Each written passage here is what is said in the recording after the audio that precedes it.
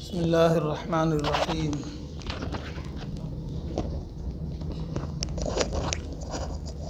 अल्हम्दुलिल्लाहि रब्बिल आलमीन वस्सलातु वस्सलामु अला नबिय्यिल करीम सल्लल्लाहु अलैहि वसल्लम तस्लीमन कसीरन कसीरा। अऊज़ु बिल्लाहि मिनश शैतानिर रजीम। बिस्मिल्लाहिर रहमानिर रहीम। इन्नल्लाह ला यज़लिमु मिस्क़ाल ज़र्रह वक़ाल तआला यौम ला यनफ़उ ज़ालिमीन मअज़िरतुहुम व लहुमुल लअनतु व लहुम सूउद्दार। वक़ाल अन्नबिय्यु सल्लल्लाहु अलैहि वसल्लम इत्तक़ुज़्ज़ुल्म फ़इन्नज़्ज़ुल्म ज़ुलुमातुन यौमल क़ियामह औ कमा क़ाल अन्नबिय्यु सल्लल्लाहु अलैहि वसल्लम। मेरे बुज़ुर्गों और दोस्तों, अल्लाह तबारक व तआला ने इरशाद फरमाया कि बेशक अल्लाह ताला ज़र्रा बराबर भी जुल्म नहीं फरमाता है। इन्नल्लाह ला यज़लिमु मिस्क़ाल ज़र्रह, ज़र्रा बराबर भी अल्लाह जुल्म नहीं करता है। और अल्लाह ताला ने फरमाया कि क़यामत के दिन जुल्म करने वालों की माज़रत कबूल नहीं होगी, उनकी माज़रत उनको नफ़ा नहीं पहुँचाएगा और जुल्म करने वालों पर अल्लाह की लानत होगी और उनके लिए बहुत बुरा ठिकाना है। अल्लाह के प्यारे नबी हम सब के आका मौला रसूलुल्लाह सल्लल्लाहु अलैहि वसल्लम ने इरशाद फरमाया, लोगों जुल्म से बचो, इत्तक़ुज़्ज़ुल्म, जुल्म से बचो। फ़इन्नज़्ज़ुल्म ज़ुलुमातुन यौमल क़ियामह, ये जुल्म जो दुनिया में करते हो ये आखिरत में तारीकी का सबब बनेगा, अंधेरे का सबब बनेगा, वहाँ रोशनी नहीं मिलेगी।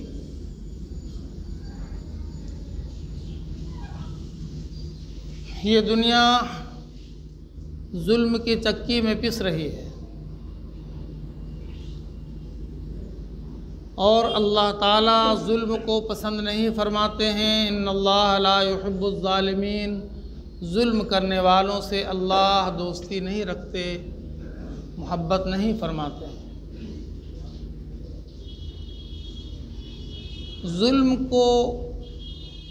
जुल्म क्या है? जुल्म की तारीफ़ यूँ की गई है, वज़उ शै फ़ी गैर महल्लिही, किसी चीज़ को उसकी गलत जगह पर रखना,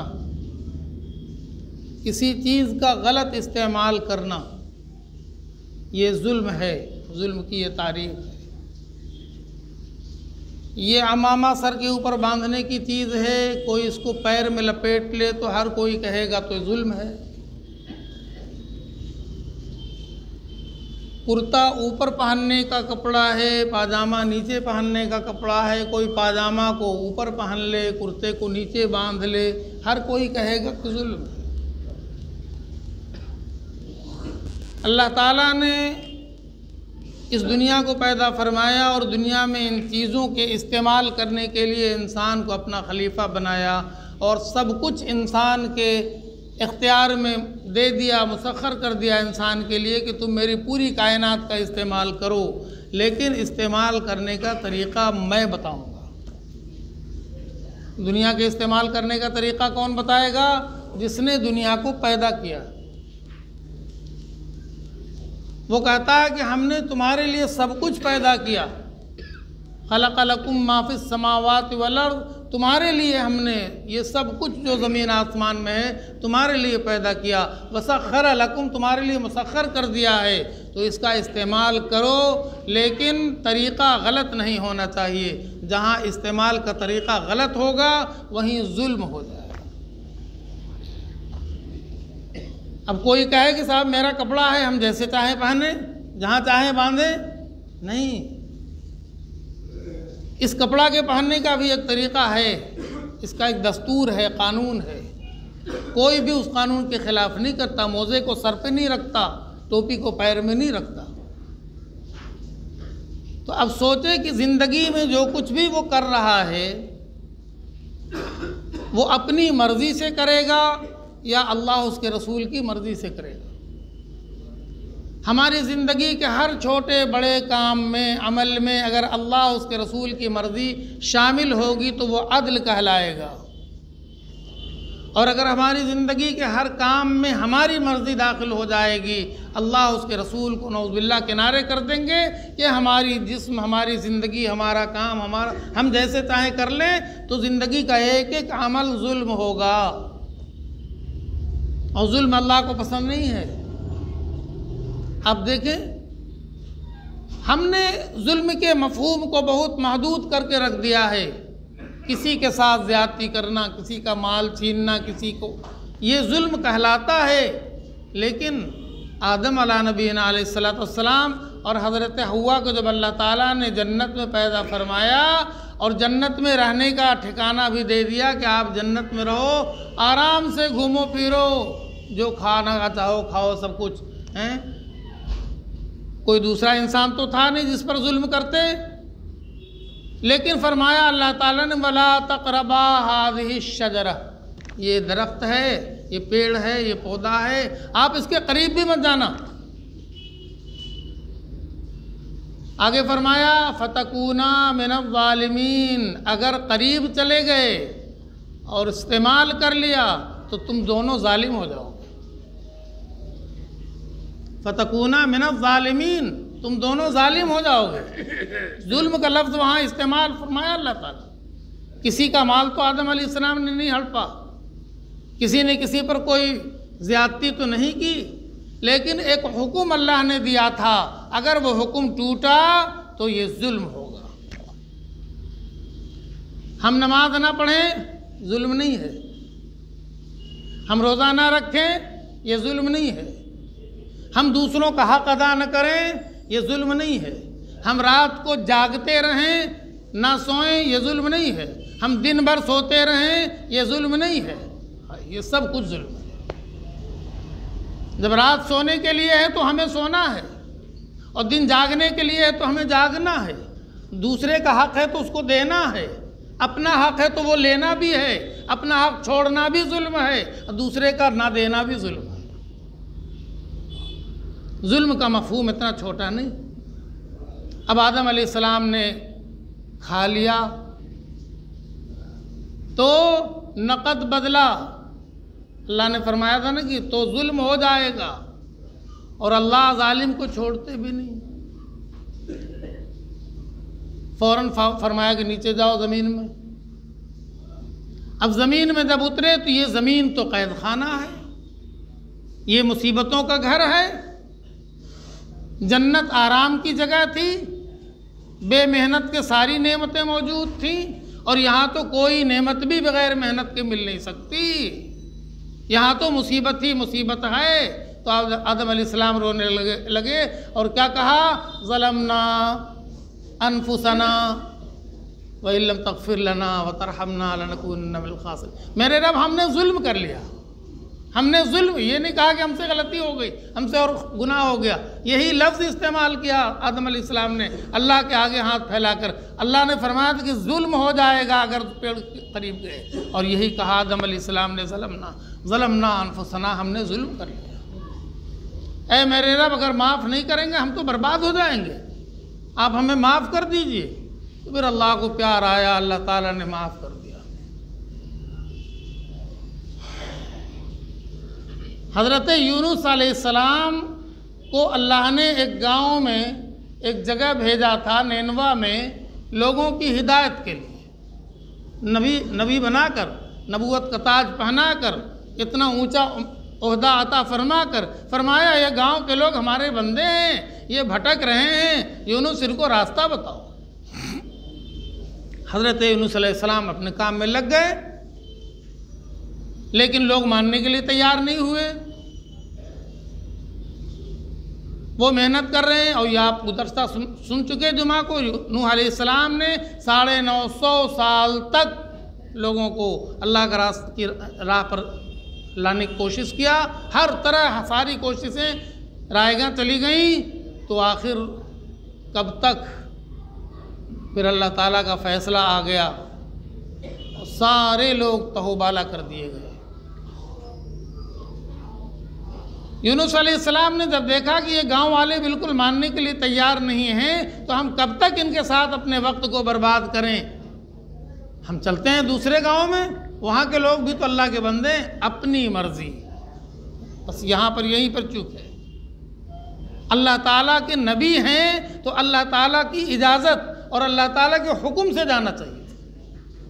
बस इतनी सी बात हो गई कि पूछे नहीं और अल्लाह का हुक्म नहीं आया, निनवा छोड़ दिया। फिर क्या हुआ सबको मालूम है। उस पार जाने के लिए कश्ती पे चढ़े, कश्ती डोलने लगी। यूनुस अलैहिस्सलाम अल्लाह के नबी हैं, इतनी सी बात हुई कि बग़ैर इजाज़त बस्ती छोड़ दिया, तो कश्ती डोलने लगी। हमारी पूरी ज़िंदगी अगर अल्लाह की मर्ज़ी के ख़िलाफ़ चले तो ये ज़मीन नहीं डोले तो क्या हो, इस ज़मीन को तो कब का डोल जाना चाहिए। ये तो सदका है हमारे आपके आका मौला अहमद मुज्तबा मोहम्मद मुस्तफ़ा रसूलुल्लाह सल्लल्लाहु अलैहि वसल्लम की उम्मत होने पर अल्लाह ताला ने रहम फरमाया कि इतनी छूट दिए चले जा रहे हैं। वरना तो पिछली तारीख को उठा के देखें, वहाँ तो ज़रा सा मिस्टेक होना देर था कि भाई वो तहबाला हो जाते थे, वो कश्ती डोलने लगी।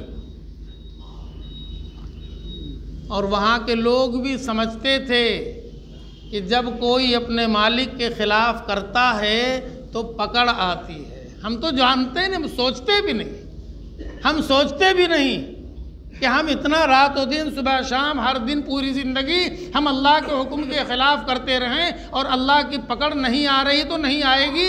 ऐसा नहीं है, नहीं आ रही है, छूट मिल रहा है, आएगी तो कोई बच नहीं सकेगा और आ तो जाएगी, पकड़ तो आ ही जाएगी।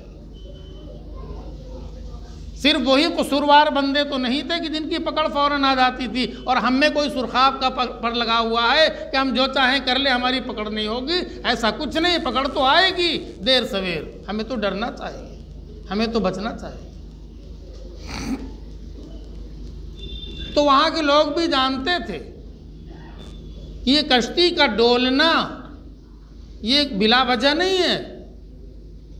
हमारे में से कोई तो है गलतकार जिसने गलती किया है, कोई अपने मालिक के हुक्म को तोड़ा है, कोई अपने मालिक के हुक्म के बगैर घर से निकला है, तब तो ये कश्ती डोल रही है। कप्तान ने ऐलान किया कि जिसने ऐसा किया है वो जल्दी कश्ती से निकल जाए, वरना तो सब गए, कश्ती को तो डूबना है। यूनुस अलैहिस्सलाम खड़े हो गए, मैं ही अपने मालिक का भगौड़ा गुलाम हूँ, अपने मालिक से भाग के जा रहा हूँ। लोगों ने कहा अच्छा, ये माशाअल्लाह नूरानी चेहरा, देखने में इतने भले मालूम हो रहे, आप ये क्या कर रहे? ऐसा तो नहीं हो सकता कि आपने कुछ गलती किया हो। कहा मुझसे ही गलती हुई, मुझे अल्लाह ताला से पूछना चाहिए, मुझे अल्लाह के हुक्म का इंतज़ार करना चाहिए, लेकिन मैं लोगों से ऊब गया और मैं बग़ैर इजाज़त वहाँ से भाग गया, तो मेरी नहूसत की वजह से ये कश्ती डोल रही है। कौन थे वो? अल्लाह के नबी थे, यूनुस अलैहिस्सलाम अल्लाह के नबी थे। वो कहने लगे मेरी वजह से ये कश्ती डोल रही है, मुझसे गलती हो गई, मुझे जल्दी पानी में फेंक दो वरना पूरी कश्ती डूब जाएगी। और लोगों ने उठाकर यूनुस अलैहिस्सलाम को पानी में डाल दिया। और ये सब अल्लाह का निज़ाम था। अल्लाह ने मछली को हुक्म फरमाया कि मेरे नबी को अपने पेट में आराम करने दो। तो मछली आ गई, मुँह फाड़ा, यूनुस अलैहिस्सलाम सीधे मछली के पेट में आराम से लेटे हुए हैं, पेट के अंदर जाकर। लेकिन पेट के अंदर कोई खिड़की तो थी नहीं, और कैद खाना है वो तो, और कैद खाना तो कितना भी कैसा भी हो तो कैद खाना है, जेल खाना है। अब आप किसी आदमी से नहीं मिल सकते हैं, अपनी मर्ज़ी से कहीं जा नहीं सकते, आ नहीं सकते, आप पड़े रहिए। और 40 दिन तक पड़े रहे तो यूनुस अलैहिस्सलाम ने अल्लाह ताला से यही फरियाद फरमाया, ला इलाहा इल्ला अंत सुब्हानक इन्नी कुन्तु मिनज़्ज़ालिमीन। ए अल्लाह, आपके सिवा कोई माबूद नहीं है, आप पाक हैं, मैं ही जुल्म करने वाला हूँ, मैं ही अपने आप पर जुल्म करने वाला हूँ। ये मुझसे अपने आप पर जुल्म हो गया है कि मैंने आपकी मर्ज़ी के ख़िलाफ़ बस्ती छोड़ा है, मैंने जुल्म किया है। लफ्ज़ जुल्म, नबी हैं नबी, और कह रहे हैं इन्नी कुन्तु मिनज़ ज़ालिमीन, मैं ही ज़ालिमों में से हूँ। 40 दिन तक ये वजीफ़ा पढ़ते रहे, 40 दिन तक अल्लाह को पुकारते रहे, ला इलाहा इल्ला अंता, उसकी वहदानियत का ऐलान करते रहे, अपने जालिम होने का बरमला ऐलान करते रहे। फिर अल्लाह पाक ने उनको निकाल दिया मछली के पेट से, फिर सेहत अता फरमाया, फिर इंतज़ाम फरमाया। तो ये देखने की बात है कि वहाँ भूल हो गई ज़रा सी तो वो जुल्म हो गया, और हम 24 घंटा भूल करते रहे, रातों दिन भूल करते रहे, कभी हमें इसका ख्याल भी ना आए कि हम कितना जुल्म कर रहे हैं। जुल्म की बहुत सी किस्में हैं। सबसे बड़ा जुल्म अल्लाह के साथ किसी को शरीक कर देना। वो अल्लाह जो बिल्कुल अकेला है, वो अल्लाह जो सबका खालिक व मालिक है, उसके सिवा कोई माबूद नहीं है। उसी की ज़मीन है, उसी का आसमान है, उसी ने हवा चलाया, उसी ने पानी बरसाया, उसी ने सूरज को उगाया, उसी ने चाँद को बनाया। वो सब कुछ हमारी ज़िंदगी के लिए हमारे सारे इंतज़ाम में लगा हुआ है और सब कुछ कर दिया। अब उसके साथ किसी और को माबूद बना दे, इससे बड़ा कोई जुल्म नहीं हो सकता। इन्ना शिर्क लजुल्मुन अज़ीम, बेशक शिर्क सबसे बड़ा जुल्म है, सबसे बड़ा जुल्म। इससे तो बचना चाहिए। शिर्क सिर्फ ये नहीं है कि कोई मूर्तियां बनाकर उसके आगे माथा टेक दे। अगर दिल के अंदर भी, दिल के तहखाने में अगर अल्लाह के सिवा किसी के लिए भी बड़ाई आ जाए, किसी की भी किबरियाई आ जाए, किसी के ऊपर भी यकीन टिक जाए कि फ़लाँ से होगा, फ़लाँ से होता है, फ़लाँ दे देगा, तो ये भी कोई छोटा मोटा शिर्क नहीं है। ये बाहर का शिर्क तो बाद में, मूर्तियों के आगे माथा तो बाद में टिकता है। पहले तो ये शिर्क दिल के अंदर अपनी जगह बनाता है। जब दिल के अंदर बात पैदा होती है कि हाँ अल्लाह तो एक है ही, लेकिन खाना तो यहाँ से मिलता है, पैसा तो यहाँ से मिलता है, इज़्ज़त तो यहाँ से मिलती है, जब दिल में ये सारी बातें आने लगी तो फिर किसी न किसी दिन खुदा न खास्ता माथा भी वहीं टिक ही जाएगा जाकर। अल्लाह हिफाजत फरमाए। इसलिए पहले तो दिल से निकाल देना चाहिए कि कुछ नहीं किसी से होता है, जो कुछ होता है वो सब अल्लाह से होता है, वही माबूद है और वो हर चीज़ पर कादिर है। वो बग़ैर किसी सबब के, बग़ैर किसी वजह के जो चाहता है कर लेता है। फ़आलुल लिमा युरीद, दिल को पाक कर ले। जब दिल पाक होगा हर किस्म के शिर्क से, तो ये पेशानी इंशाअल्लाह किसी गैर के आगे नहीं टिकेगी, किसी गैर के आगे नहीं झुकेगी। शिर्क से बचना ये सबसे बड़ा जुल्म है। इन्ना शिर्क लजुल्मुन अज़ीम, सबसे बड़ा जुल्म। और जुल्म की बहुत सी किस्में बताई गई हैं कुरान पाक में भी। अल्लाह ताला ने फरमाया वमन अज़लमु मिम्मन मना मसाजिदल्लाह अन युज़करा फ़ीहा इस्मुहु व सआ फ़ी ख़राबिहा। इससे बड़ा जुल्म क्या हो सकता है? देखिए कुरान पाक का अंदाज़ क्या कहता है। अल्लाह ताला कैसे, वमन अज़लमु मिम्मन, उससे बड़ा जालिम कौन हो सकता है? मना, वमन अज़लमु मिम्मन मना मसाजिद अल्लाह, जो अल्लाह की मस्जिदों में अल्लाह को याद करने से रोक दे, उससे बड़ा जालिम कौन हो सकता है? मस्जिदें किस लिए होती हैं? फ़ी बुयूतिन अज़िनल्लाहु अन तुरफ़ा व युज़करा फ़ीहा इस्मुहु। इन घरों के बारे में, अल्लाह के घरों के बारे में, मस्जिदों के बारे में अल्लाह ताला का हुक्म है कि इनको बुलंद किया जाए, इसमें अल्लाह का नाम पुकारा जाए, अजान दी जाए। फ़ी बुयूतिन अज़िन अल्लाह, अल्लाह ताला ने इजाज़त दिया अन युज़करा फ़ीहा इस्मुहु, कि इसमें अल्लाह का नाम लिया जाए।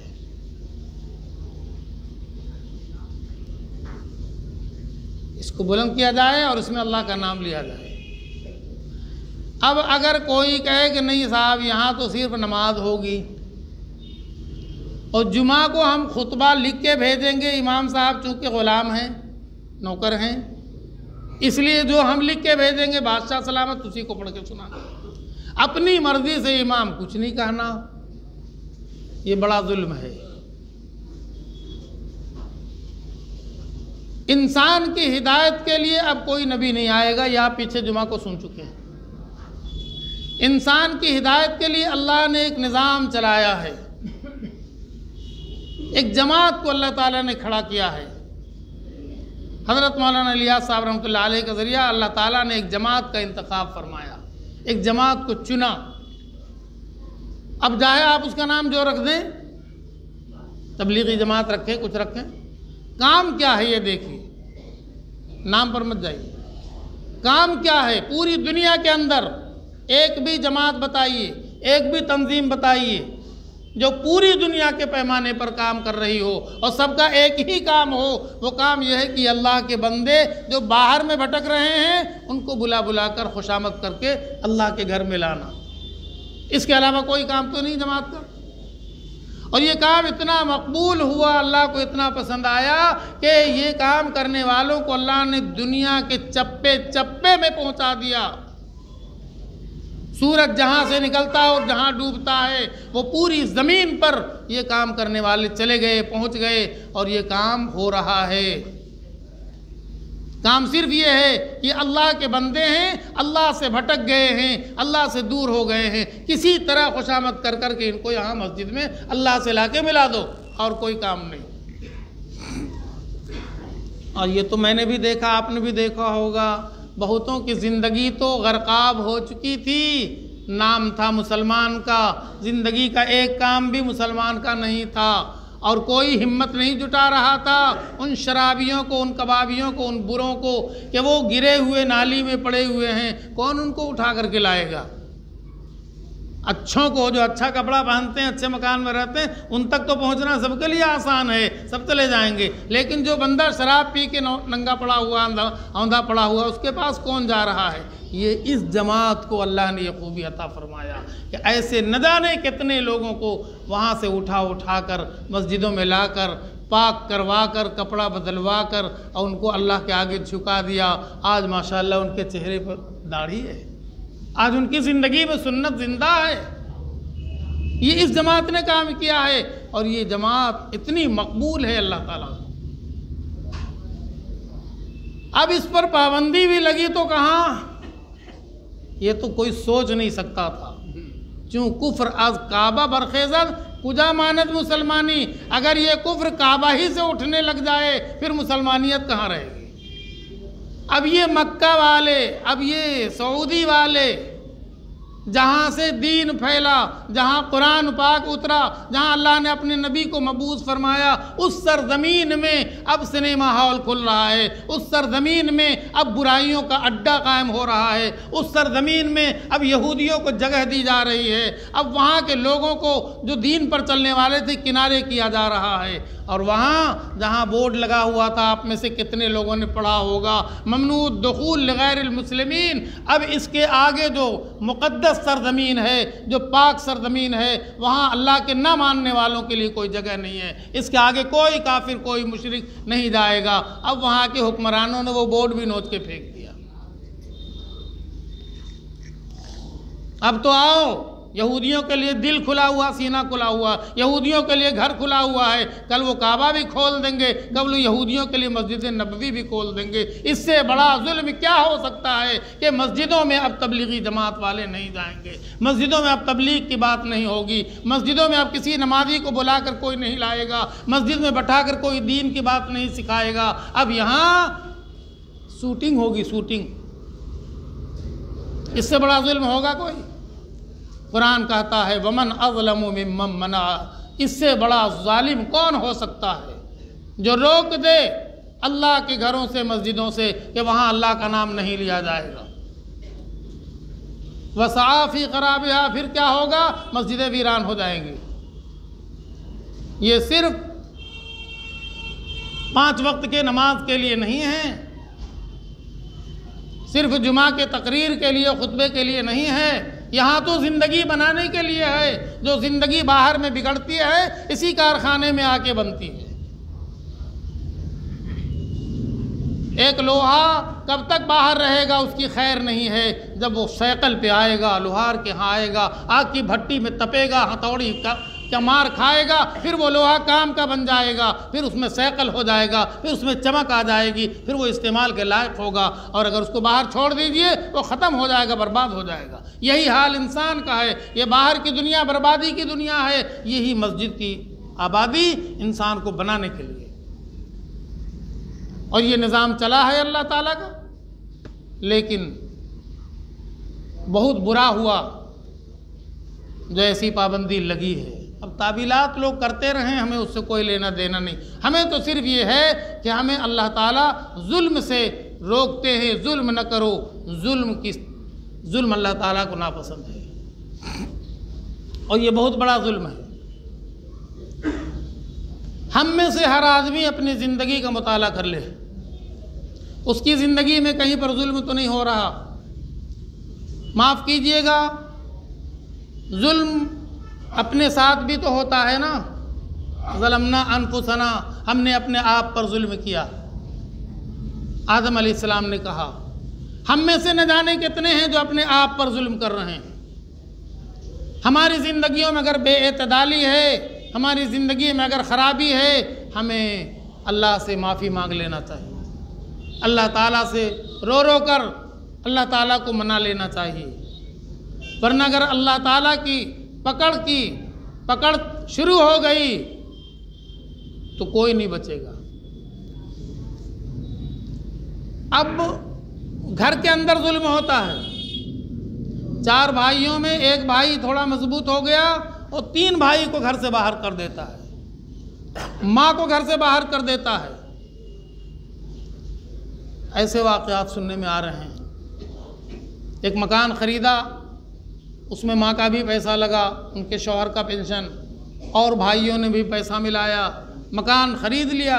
लेकिन एक भाई को थोड़ी सी ताकत और थोड़ी सी शाह मिल गई बाहर से, और समझ गया कि हम ताकतवर हैं। उसने जुल्म किया अपने भाइयों पर, माँ को निकाल दिया, भाइयों को निकाल दिया, बहन को निकाल दिया। अब माँ रो रही है, माँ भटक रही है, माँ मकान किराए के ढूंढ रही है, लोगों से फरियाद कर रही है। और ये बड़े मौलाना साहब के साथ, बड़े पीर साहब के साथ, बड़ी खानका का सहारा है।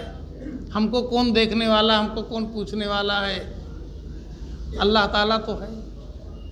और जब अल्लाह ताला की पकड़ आएगी तो सब समझ में आ जाएगा। अल्लाह के प्यारे नबी रसूलुल्लाह सल्लल्लाहु अलैहि वसल्लम ने फरमाया, मफहूम है,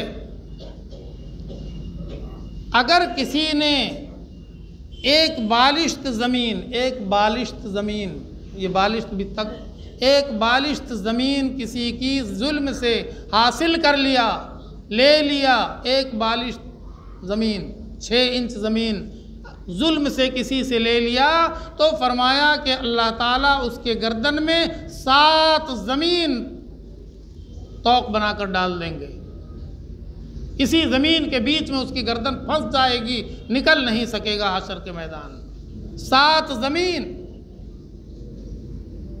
तुव्विक़हू मिन सब'i अर्दीन, उसके गर्दन में लटका दी जाएगी 7 ज़मीन। तो कहेगा हम तो एक ही बित्ता कब्ज़ा किया था, ये 7 ज़मीन। हाँ, जुल्म का तो यही बदला है।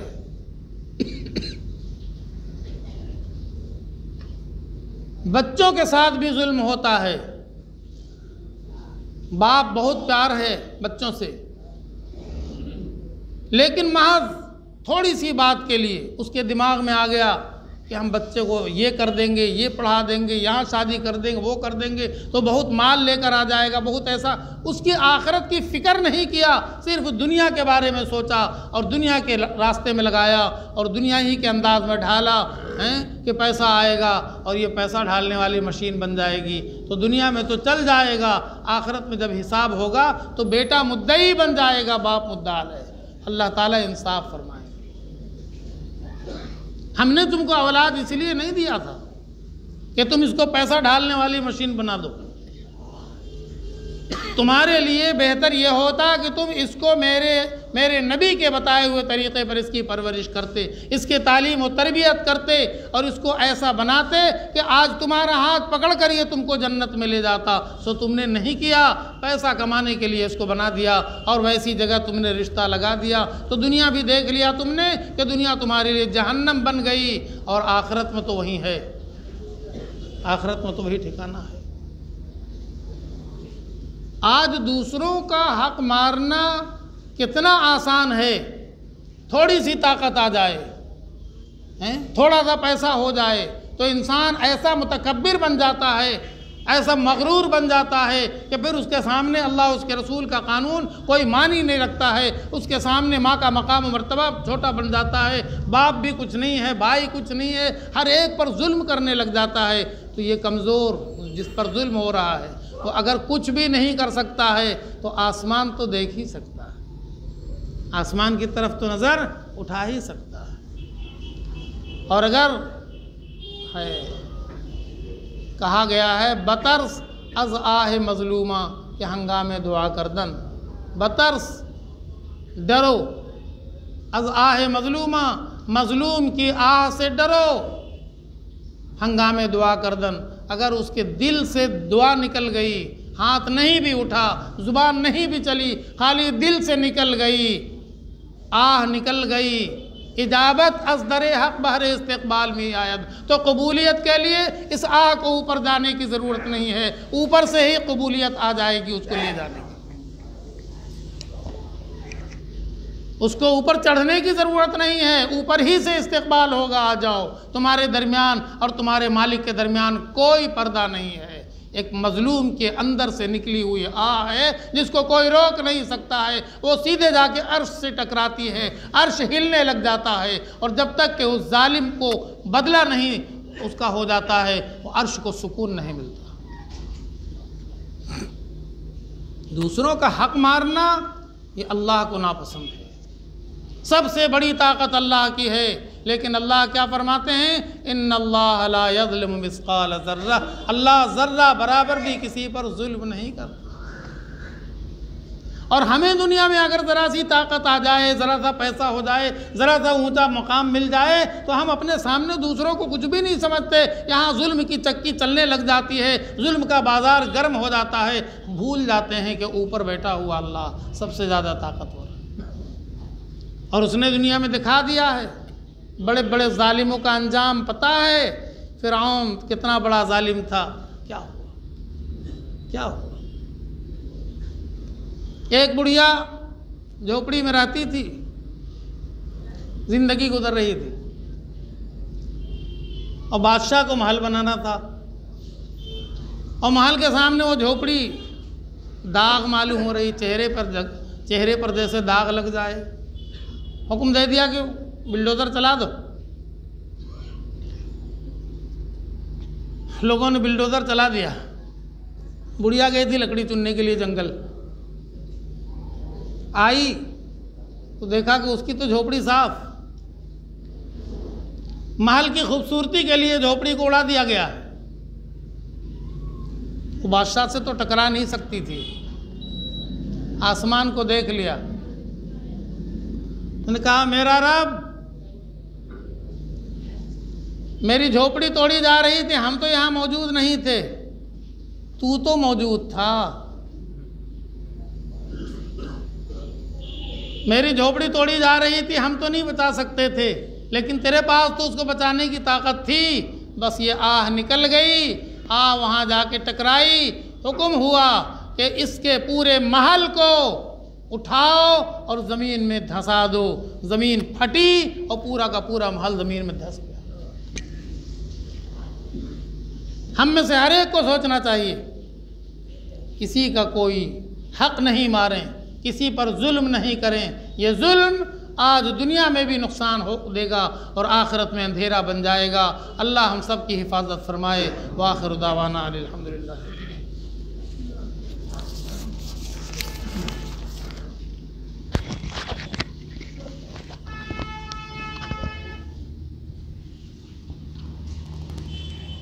सादिया के